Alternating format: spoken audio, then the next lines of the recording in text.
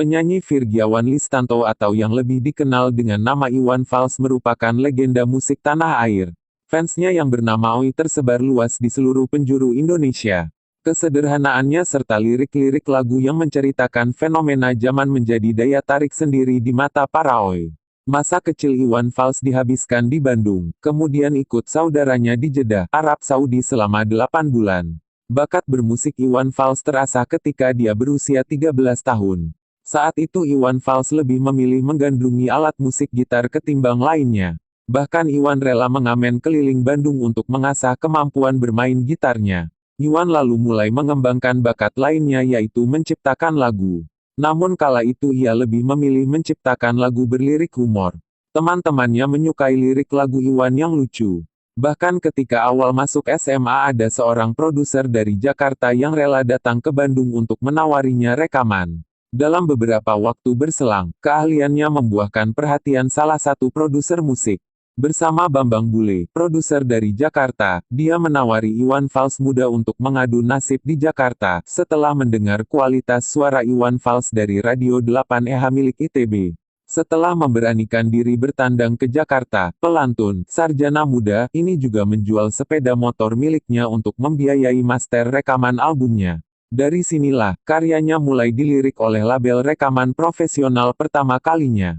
Musika Studio lalu dengan bangga mengajak Iwan Fals untuk merampungkan album Sarjana Muda dengan serius. Berbekal label ternama, Willy Sumantri membantu proyek musik yang cukup sukses dan banyak diminati banyak penggemarnya.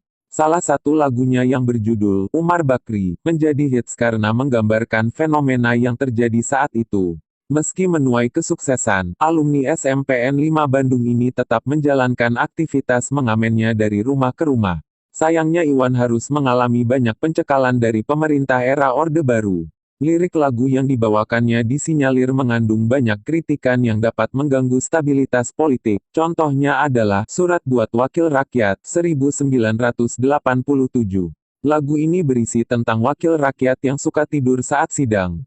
Ayah dari 3 anak ini juga bergabung bersama kelompok Kantata Takwa, yang kala itu berisi seniman Indonesia seperti Sawung Jabo, Joki Surjo Prajogo, Setiawan Jedoy dan W.S. Rendra. Kantata Takwa berhasil mengadakan konser di Stadion Utama Gelora Bung Karno, 1990. Bahkan konser tersebut disebut-sebut sebagai konser musik terbesar dan termegah sepanjang sejarah musik Indonesia. Karir Iwan sempat terhenti lama setelah anak pertamanya, Galang Rambu Anarki, meninggal dunia secara mendadak, 1997. Sejak saat itu Iwan hiatus dari dunia musik dan lebih memilih untuk menyibukkan diri seperti melukis atau berlatih bela diri. Iwan kembali ke musik tanah air dengan merilis album pada tahun 2022. Dalam album tersebut terdapat lagu Hadapi Saja, yang mengisahkan tentang perasaan Iwan saat kehilangan putra pertamanya. Setelah itu ia kembali produktif merilis beberapa album seperti Manusia Setengah Dewa, Iwan Fals in Love dan Untukmu Terkasih. Mengenai keluarga Iwan Fals, Iwan menikahi Rosana, Mbah Yos, dan mempunyai anak Galang Rambu Anarki, almarhum, Anissa Cikal Rambu Basae, dan Raya Rambu Robani. Di antara ketiga anaknya, hanya Galang mengikuti jejak ayahnya terjun di bidang musik. Walaupun demikian, musik yang ia bawakan berbeda dengan yang telah menjadi trademark ayahnya.